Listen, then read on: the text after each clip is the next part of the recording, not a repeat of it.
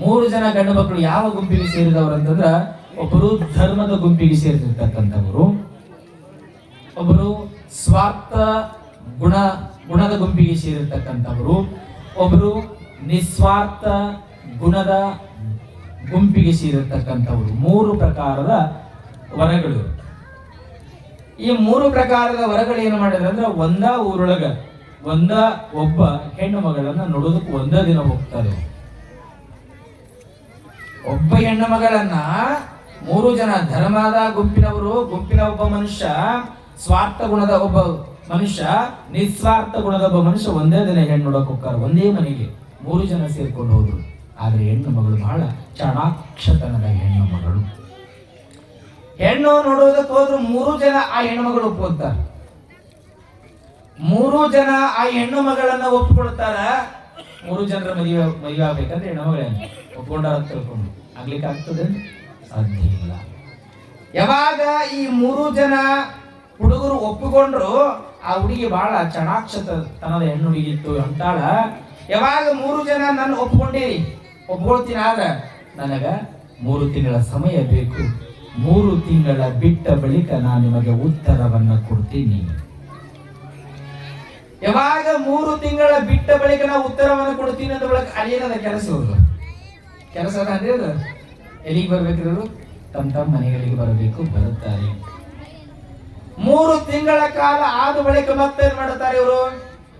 ಮತ್ತ ಅದೇ ಹುಡುಗಿ ನೋಡೋದಕ್ಕೆ ಬೇರೆ ಯಾವ ಹುಡುಗಿ ಮನಸ್ಸಿಗೆ ಬಂದಿಲ್ಲ ಅವರಿಗೆ, ಆ ಹುಡುಗಿ ಮನಸ್ಸಿಗೆ ಬಂದಾಳ. 3 ತಿಂಗಳ ಆದ ಬಳಿಕ ಮರಳಿ 3 ಹುಡುಗರು ಬರ್ತಾರ. ಯಾವ 3 ಹುಡುಗರು ಬರ್ತಾರೆ ಅಮ್ಮ? ಯಾವ ಗುಣದವರು ಅವರಲ್ಲ? ಧರ್ಮದ ಗುಣದವರು, ಸ್ವಾರ್ಥ ಗುಣದವರು, ಮತ್ತೆ 3 ಜನ ಬಂದ್ರು ಮತ್ತೆ ಹೆಣ್ಣು ನೋಡೋದಕ್ಕೆ. 3 ಜನ ಹೆಣ್ಣು ನೋಡೋದಕ್ಕೆ ಅದೇ ಮನೆಗೆ ಬಂದಾರ.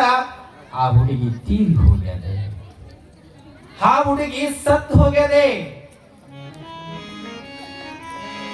ಯಾವಾಗ ಆ ಹುಡುಗಿ ಸತ್ತು ಹೋಗಿತ್ತಲ್ಲ, ಮೊದಲನೆಯ ಗುಣದವ್ರು ಯಾರು ಹೇಳ್ರಿ?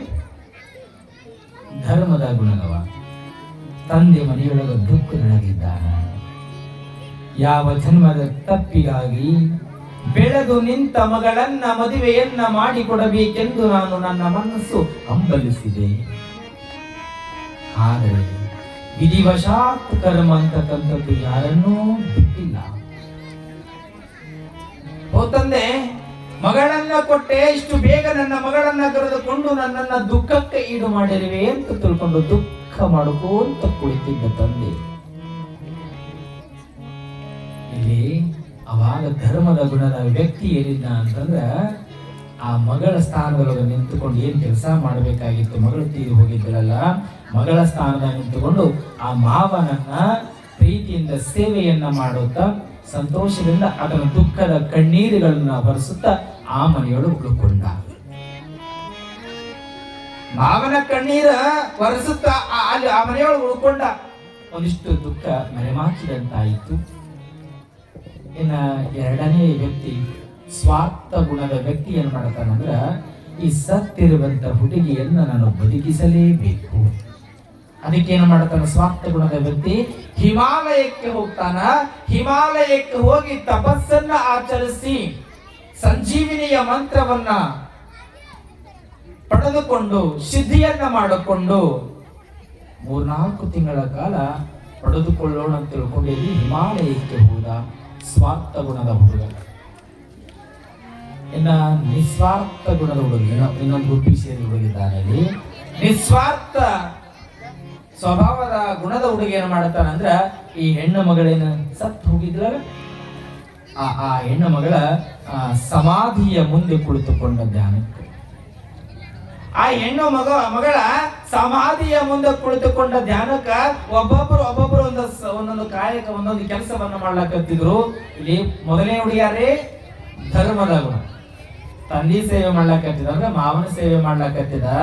ಎರಡನೇ ಸ್ವಾರ್ಥ ಗುಣದ ವ್ಯಕ್ತಿ ಹಿಮಾಲಯಕ್ಕೆ ಸಂಜೀವಿನಿಯ ಮಂತ್ರವನ್ನ ಸಿದ್ಧಿಪಡಿಸಿಕೊಳ್ಳೋದಕ್ಕೆ ಹೋದ. ಇನ್ನ ನಿಸ್ವಾರ್ಥದಿಂದ ಇನ್ನು ಎರಡನೇ ಹುಡುಗ ಆ ಸಮಾಧಿಯ ಮುಂದೆ ಕುಳಿತುಕೊಂಡ. ಹಿಂಗೆ ಕುಳಿತುಕೊಂಡ ಯಾಕ ನಿಸ್ವಾರ್ಥದ ಸ್ವಭಾವದ ಹುಡುಗ ಆ ಸಮಾಧಿ ಮುಂದೆ ಕುಳಿತುಕೊಂಡ ಅಂತಂದ್ರ ಹಿಮಾಲಯಕ್ಕೆ ಹೋಗಿದ್ದಾನೆ. ಮೂರನೇ ಹುಡುಗ ಹಿಮಾಲಯದಿಂದ ಸಂಜೀವಿನಿಯ ಮಂತ್ರವನ್ನ ತೆಗೆದುಕೊಂಡು ಈಕೆಯನ್ನು ಬದುಕಿಸುತ್ತಾನೆ. ನಾ ಮದುವೆ ಮಾಡ್ಕೋಬೇಕಂತ ಕೂತಾನವ ಅಲ್ಲಿ. 3 ತಿಂಗಳಾದ ಬಳಿಕ ಇಲ್ಲಿ ಏನಾಯಿತು, ಹಿಮಾಲಯಕ್ಕೆ ಹೋಗಿರುವಂತ ವ್ಯಕ್ತಿ, ಸ್ವಾರ್ಥ ಗುಣದ ವ್ಯಕ್ತಿ, ಸಂಜೀವಿನಿಯ ಮಂತ್ರವನ್ನ ಸಿದ್ಧಿಪಡಿಸಿಕೊಂಡು ಬಂದ ಬಳಿಕ ಸೀರೆ ಎಲ್ಲಿ ಬರ್ತಾನೆ, ಸಮಾಧಿಯ ಬಳಿ ಬರ್ತಾನೆ. ಆ ಸಮಾಧಿಯ ಬಳಿ ಬಂದು ಎಲ್ಲಾ ಮಣ್ಣನ್ನ ತೆಗೆಸಿ ಆಕೆಗೆ ಮರುಜೀವವನ್ನ ಕೊಡುತ್ತಾನೆ. ಯಾವಾಗ ಮರುಜೀವವನ್ನ ಕೊಟ್ಟ ಹೆಣ್ಣು ಮಗಳು ಬದುಕುತ್ತದೆ. ಆ ಹೆಣ್ಣು ಮಗಳು ಬದುಕಿದಳು. ಇಲ್ಲಿ ಬದುಕಿದ ಬಳಿಕ ನಿಸ್ವಾರ್ಥದಿಂದ ಇರುವಂತ ಹುಡುಗನೂ ಸಹಿತವಾಗಿ ಎದ್ದು ಕೂತ್ಕೊಂಡ, ಧರ್ಮದ ಗುಣದ ಹುಡುಗನೂ ಸಹಿತವಾಗಿ ಎದ್ದು ಕೂತ್ಕೊಂಡ. 3 ಜನ ಮತ್ತ ನಾ ಮದುವೆ ಹಾಕೇನಿ, ನಾನು ಮದುವೆ ಹಾಕೇನಿ, ನಾನು ಮದುವೆ ಹಾಕೇನಿ. ಇಲ್ಲಿ ಯಾರನ್ನ ಮದುವೆ ಆಗ್ಬೇಕ್ರಿ? 2 ಜನದಾಗ ಹೆಣ್ಣು ಮಗಳ ಬದುಕೇಳ. ಈಗ ಯಾರನ್ನ ಮದುವೆ ಆಗ್ಬೇಕ್ರಿ? ಹೇಳಿ ನೋಡೋಣ, ಯಾರನ್ನ ಮದುವೆ ಆಗ್ಬೇಕು? ಈಗ ನಾವ್ ಹೇಳಂಗಿದ್ರೆ ನಿನ್ನೆ ಕರಿತಿದ್ವಿ ಅಂದ್ರೆ ಇಲ್ಲಿ ಆ ಹೆಣ್ಣು ಮಗಳು ಬಹಳ ಜಾಣ್ಮೆ ಹೆಣ್ಣು ಮಗಳಿದ್ರು. ಒಬ್ಬೊಬ್ಬರಿಗೆ ಒಂದೊಂದು ರೀತಿಯ ಉತ್ತರವನ್ನು ಕೊಡ್ತಾಳೆ. ಮೊದಲನೆಯ ಉತ್ತರ, ಧರ್ಮದ ಗುಣದಿಂದ ತಂದೆ ಸೇವೆಯನ್ನು ಮಾಡ್ಲಾಕತ್ತಿದ್ನಲ್ಲ ಆತ, ನಾನಿನ್ನ ಮದುವೆ ಆಗ್ತೀನಿ ಅಂತ ಹೇಳ್ದ. ನಾನಿನ್ನ ಮದುವೆ ಆಗ್ತೀನಿ, ನಾನು ನೀ ಮದುವೆ ಮಾಡ್ಕೊ ಅಂದಾಗ ಹೆಣ್ಣು ಮಗಳು ಎಷ್ಟು ಚಂದ ಉತ್ತರ ಹೇಳ್ತಾಳ್ರಿ. ಅದ್ಭುತವಾಗಿರ್ತಕ್ಕಂಥ ಉತ್ತರವನ್ನು ಹೇಳ್ತಾಳೆ. ನೋಡ್ರಿ, ನಾನು ಜೀವಂತ ಇರುವಂತ ಸಂದರ್ಭದಲ್ಲಿ ನನ್ನ ತಂದೆಯ ಸೇವೆಯನ್ನ ನಾನು ಮಾಡಬೇಕು. ಅದು ನನ್ನ ಜೀವ ಹೋಗಿರುವಂತಹ ಸಂದರ್ಭದಲ್ಲಿ ನನ್ನ ತಂದೆಯ ಸೇವೆಯನ್ನ ನೀನು ಮಾಡಿರುವೆ. ಪ್ರತಿಯೊಂದು ಹಂತದೊಳಗ ಆತನ ಆರೋಗ್ಯವನ್ನಾಗಿರಬಹುದು, ಆತನ ಊಟಕ್ಕಾಗಿರಬಹುದು, ಪ್ರಸಾರಕ್ಕಾಗಿರಬಹುದು, ಎಲ್ಲಾ ರೀತಿಯಿಂದ ಆತನನ್ನ ಬಹಳ ಚಂದ ನೀನು ನೋಡ್ಕೊಂಡಿರುವೆ. ಅದಕ್ಕೆ ನಾನಿನ್ನ ಮದುವೆಯನ್ನು ಮಾಡಿಕೊಳ್ಳಲಿಕ್ಕಾಗೋದಿಲ್ಲ. ಇದರ ಅರ್ಥ ಏನಾಗ್ತದ, ನೀನು ನನಗೆ ಅಣ್ಣನಾಗ್ತೀಯ ಅಥವಾ ತಮ್ಮನಾಗುತ್ತೀಯ ಅಂತಾಳ ಹೆಣ್ಣು ಮಗಳು. ಅಂದಾಗ ಆತನ ಪ್ರಶ್ನೆ ಮುಗೀತು ಅಲ್ಲಿಗೆ. ಎರಡನೇದು ಯಾರಂದ್ರ ಸ್ವಾರ್ಥ ಗುಣದ ಮನುಷ್ಯ. ನಾನಿನ್ನ ಮದುವೆ ಆಗ್ತೀನಿ ಅಂತಾನವ. ನಾನಿನ್ನ ಮದುವೆ ಆಗ್ತೀನಿ ಅಂದಾಗ ಎಷ್ಟು ಚಂದ ಉತ್ತರವನ್ನ ಹೇಳ್ತಾಳೆ ಹೆಣ್ಣು ಮಗಳು. ಅದ್ಭುತವಾಗಿರ್ತಕ್ಕಂಥ ಉತ್ತರಗಳನ್ನು ಕೊಡುತ್ತಾಳೆ ಹೆಣ್ಣು ಮಗಳು.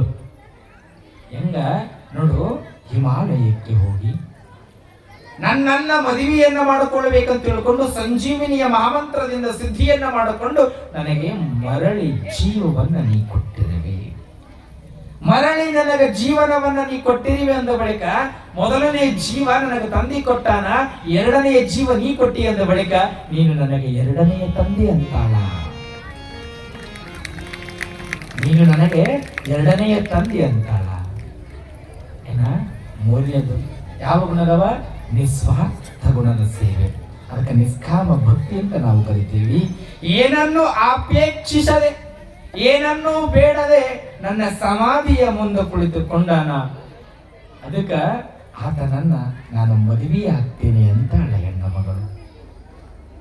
ನಾನು ಆತನ್ನ ಮದುವೆ ಆಗ್ತೀನಿ, ಆತನ್ನ ಕೈ ಹಿಡಿತೀನಿ, ನಿಸ್ವಾರ್ಥ ಗುಣದ ಸ್ವಭಾವದ ವ್ಯಕ್ತಿಯನ್ನ ನಾನು ಮದುವೆ ಮಾಡ್ಕೊಳ್ತೀನಿ ಅಂತ ಹೇಳ್ತಾರ. ಎಲ್ಲರೂ ಸೇರಿಕೊಂಡು ಮದುವೆಯನ್ನ ಮಾಡ್ತಾರೆ. ಇಲ್ಲಿ ಹೆಣ್ಣು ಮಗಳು ನಿಸ್ವಾರ್ಥ ಸೇವೆಯಿಂದ ಇರುವಂತ ಮನುಷ್ಯನನ್ನ ಕೈ ಹಿಡಿದಳು. ಹಂಗ ಯಾರು ಅಪ್ಪ ನಮ್ಮಪ್ಪ ಜಡಸಿದ್ದೇಶ್ವರ ಶಿವಯೋಗಿಗಳವರ ಸೇವೆಯನ್ನು ಮಾಡ್ತೀರಲ್ಲ, ನಿಷ್ಕಾಮ ಭಕ್ತಿಯಿಂದಲೇ ನೀವು ಯಾರ್ಯಾರು ಸೇವೆಯನ್ನು ಮಾಡ್ತೀರಿ, ನಿಜವಾಗಲೂ ಜಡಸಿದ್ದೇಶ್ವರ ಶಿವಯೋಗಿಗಳು ನಿಮ್ಮನ್ನ ಕೈ ಹಿಡಿದು ಎತ್ತಿ ಕಾಪಾಡ್ತಾರೆ. ಇದು ಸತ್ಯವಾಗಿರ್ತಕ್ಕಂಥ ಮಾತು. ಯಾಕಂದ್ರೆ ಸೇವೆ ಮಾಡ್ತೀವಲ್ಲ, ಯಾವುದೇ ಆಸೆ ಆಕಾಂಕ್ಷೆಗಳಿರ್ಕೊಡುದು. ಈ ಹೆಣ್ಣುಮಗಳು ಹೆಂಗ ನಿಸ್ವಾರ್ಥದಿಂದಿರ್ತಕ್ಕಂಥ ಗಂಡನ್ನ ಪಡೆದುಕೊಂಡು ಹಂಗ ನಾವು ಮಹಾತ್ಮನನ್ನ ಹೆಂಗ ಪಡಿಬೇಕಂದ್ರ ಜಡಸಿದ್ದೇಶ್ವರ ಶಿವಯೋಗಿಗಳ ಸ್ವರೂಪದೊಳಗ ನಿಜವಾಗ್ಲೂ ನಾವು ಯಾರನ್ನ ಕಾಣ್ತೀವಿ ಅಂತಂದ್ರ ಶರಸ್ಥಲ ಬ್ರಹ್ಮ ಮಹೇಶ್ವರ ಶಿವಾಚಾರ್ಯ ಮಹಾಸ್ವಾಮಿಗಳವರು ನಮ್ಮ ಮುಂದೆ ಸದಾವಕಾಲ ಬಂದಿದ್ದಾರೆ. ನಡೆದಾಡುವ ದೇವರು ಭೂಲೋಕದ ಭಗವಂತ. ಇಂಥ ಮಹತ್ವರ ಅದಕ್ಕೆ ಗುರುವಿಗೆ ನಾವು ಶರಣಾಗಲೇಬೇಕು. ಗುರುವನ್ನ ಹರಸಿ ಗುರುವನ್ನ ಪ್ರಾರ್ಥನೆಯನ್ನ ಮಾಡಿದರೆ ಮಾತ್ರ ನಿಮ್ಮಗಳ ಬಾಳು ಬೆಳಕಾಗ್ತದೆ. ಅದಕ್ಕೆ ಗುರುವಿನ ಸೇವಾ ಮಾಡಬೇಕು. ಗುರುವಿನ ಸೇವಾ ಮಾಡಬೇಕಂದ್ರೆ ನಾವು ಹೆಂಗ ಮಾಡ್ತೀವಿ ಅಂತಂದ್ರೆ ಗುರು ಹೇಳಿದ ಮಾತು ನಾವು ಬೇಗ ಕೇಳೋದಿಲ್ಲ, ಕೇಳ್ತೀವಿ ನಾಳೆ. ಇವತ್ತು ಪ್ರತಿಯೊಬ್ಬರಿಗೆ ಒಂದೊಂದು ರೀತಿಯ ಆಸೆ ಆಕಾಂಕ್ಷೆಗಳಿದ್ದಾವೆ. ನಮ್ಗೆ ಹೆಂಗಿದ್ದಾವೆ ಅಂತಂದ್ರೆ ಆಸೆ ಹೇಳ್ತೀನಿ, ಲೌಕಿಕರ ಆಸೆಗಳು. ಗುರು ಸೇವೆ ಮಾಡಿ ಅಂದ್ರೆ ನಾವು ಸೇವೆ ಮಾಡೋದಿಲ್ಲ. ಈ ಊರೊಳಗ ಪುರಾಣಕ್ಕೆ ಬಹಳ ಚಲೋ, ಪ್ರವಚನಕ್ಕೆ ಬಹಳ ಚಂದ ಜನ ಬರ್ತೀರಿ, ಆದ್ರೆ ನಾಟಕಗಳು ನಡೆದಾಗ ನಾಟಕಕ್ಕೆ ಹೋಗೋರು ಬಹಳ ಜನ. ಅದೊಂದು ಆಸೆ. ಆ ನಾಟಕದೊಳಗ ಆಸೆಯುಳ್ಳವರಾಗಿ ನಾವು ನಾಟಕವನ್ನು ನೋಡಕ್ ಹೋಗ್ತೀವಿ. ಹೆಂಗ್ ಹೋಗ್ತೀವಿ ಅಂದ್ರೆ ಊರಿಗೆ ಒಂದು ಜೋಡಿ ಫೇಮಸ್ ಆಗಿರ್ತಿ. ಹೆಂಗ್ ಫೇಮಸ್ ಆಗಿತ್ತು ಅಂದ್ರೆ ಗಂಡ 3 ಫೂಟ್ ರೀ, ಹೆಂಡತಿ 6 ಫೂಟ್. ಇಡೀ ಊರಿಗೆ ಇದು, ಇಡೀ ಊರಾಗ ಹೆಂಗಿದ್ರು ಅಂತಂದ್ರ ಹೆಂಡತಿ 3 ಫೂಟ್ ಇದ್ದಾಳ, ಇದು ಗಂಡ 3 ಫೂಟ್ ಇದ್ದಾನ, ಹೆಂಡತಿ 6 ಫೂಟ್ ಇದ್ದಾಳ. ಇದು ಹೆಂಗ ಅಂತಿದ್ರು ಇಡೀ ಊರಾಗ. ಚಲೋ ಜೋಡಿ ಅಂತ ತಿಳ್ಕೊಂಡು ಹುಡುಕಿ ಮದುವೆ ಮಾಡ್ತೀವಿ, ಗಂಡ ಹೆಂಡತಿ ಜಗಳ ಮಾಡ್ತಾರ. ಇದು 3 ಫೂಟ್ ಅದ, ಇದು 6 ಫೂಟ್ ಅದ, 4 ಮಕ್ಕಳಾಗ್ಯಾವ. ಇಡೀ ಊರಾಗ ಸಾಂಗ್ತಾರಿ ಒಬ್ರಿಗಲ್ರಿ, ಇದು ಇಡೀ ಊರಿಗೆ. ಜೋಡಿ ಇದ್ರೆ ಹಿಂಗಿರ್ಬೇಕಂತಾರ ಮತ್ತ ಒಳಗ, ಜೋಡಿ ಇದ್ರೆ ಹಿಂಗಿರ್ಬೇಕು, 4 ಮಕ್ಕಳಾಗ್ಯಾವ ಅಂತ ತಿಳ್ಕೊಂಡು ಸಂತೋಷದಿಂದ ಗುಣಗಾನ ಮಾಡ್ತಿದ್ರು. ಊರಾಗ ನಾಟಕ ನಡೆದಿತ್ರಿ. ಮತ್ತೆ ಈ ಹೆಣ್ಮಗಳು ನಾಟಕಕ್ಕೆ ಹೋಗ್ಬೇಕಂತ ಆಸೆ. ಮತ್ತ ವಾಗೀಟಿ ಗೆಳತಿಯರ್ ಏ ಮಲ್ಲವ್ವ ನಾಟಕ ನೋಡಕ್ ಹೋಗೋಣವಾ? ಯವ್ವ ಬರ್ತೀನಿ. ಒಂದು 3 ಮರಿ ಇದ್ದಾವ, ಅದ್ರೊಳಗ ಸಣ್ಣದೊಂದು ಮರಿ ಅದ, ಅದು ತಂದೆಯಷ್ಟು ಎತ್ತರ ಆಗಿದ್ವಿ. ಆಗಲೇ 3 ಫೂಟ್ ತಂದೆಯಷ್ಟು ಎತ್ತರ ಆಗ್ಯಾವ್ರಿ. ಅವ್ ಹೆಂಗ ಊರಾಗ ಅಂತಿದ್ರಲ್ಲ, ತಾಯಿ ಕೂಡ ಓದ್ತಿದ್ವು ಮಕ್ಕಳು. ಮತ್ ನಾಟಕಕ್ಕೆ ಹೋಗ್ಬೇಕಂತ ಹೆಣ್ಮಗಳಿಗೆ ಆಸೆ. ಹೆಂಗಾರ ಮಾಡಿ ಎಲ್ಲಾರು ಮನಸ್ಬೇಕು. ಇದು ಗಂಡ ಗೊತ್ತಾಗ್ಬಿಡೈತಿ, ನನ್ನ ಹೆಂಡತಿ ಇವತ್ತು ರಾತ್ರಿ ನಾಟಕ ನೋಡಕ್ ಹೋಗ್ಕಾಳ. ಅವು ಸಂಗ್ತಾರಿ ರಾತ್ರಿ ನಾಟಕ ನೋಡಕ್ ಹೋಗ್ಕಾಳ ಅಂದ್ರೆ ಗಂಡಗ ಅವ ಏನು ಮಾಡೋದು ಗೊತ್ತನ್ರಿ? ಅವನೋಟ್ ಎತ್ತರ ಇರ್ತಾರ ಒಂದು ಕೂಸು, ಬೇರೆ ಕಡೆ ಮನುಷ್ಯದ ಆ ಜಾಗಕ್ಕೆ ಹೋಗ್ ಮಕ್ಕಳು. ಕರೆಂಟ್ ಏ ಮಲ್ಲವ್ವ ನಾಟಕಕ್ಕೆ ಬಾ ಕರೆದ್ರಿ. ಯವ್ವ ನನ್ನ ಸಣ್ಣದ ಕೂಸು ಮಲಗ್ಯಾದ, ಅದನ್ನ ಹೊತ್ಕೊಂಡು ಹೋಗ್ರಿ. ಸಣ್ಣ ಕೂಸು ಮಲಗ್ಯಾದ, ಅದನ್ನ ಹೊತ್ಕೊಂಡು ಹೋಗ್ರಿ. ಕರೆಂಟ್ ಹೋಗೈತಿ, ಇಡೀ ಊರಾಗ ಕರೆಂಟ್ ಇಲ್ಲ, ಹೌದಿಲ್ಲ? ಆ ಕೂಸು ಸಣ್ಣದ ಮಲಗಿತ್ರಿ, ಕತ್ತಲ್ದಾಗ ಬಂದ್ರು, ಹೊತ್ಕೊಂಡು ಹೊಂಟಾರ. ಹೊತ್ಕೊಂಡು ಹೊಂಟ್ರು. ಸುಮ್ಮಿರ್ಬೇಕಿಲ್ಲ ಹೆಣ್ಮಕ್ಳು, ಅಷ್ಟು ಸರಳ ಸುಮ್ಮಿರೋದಿಲ್ರಿ ಅವ್ರು.